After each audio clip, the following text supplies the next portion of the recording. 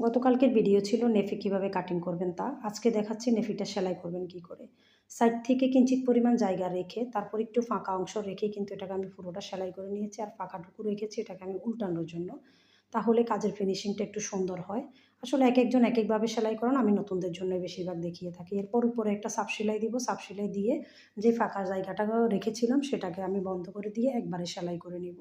এরপর আমি সালোয়ারের ফিতার মতো করেই একটা ফিতা সেলাই করে নিব। সালোয়ারের ফিতাগুলো আমরা চিকন করে সেলাই, কিন্তু এটা একটু মোটা করে সেলাবো। একটু মোটা করে সেলাই করে আমি এটাকে তারপর নেফিতে যতটুকু লাগানোর প্রয়োজন ততটুকু আমি কেটে নিচ্ছি।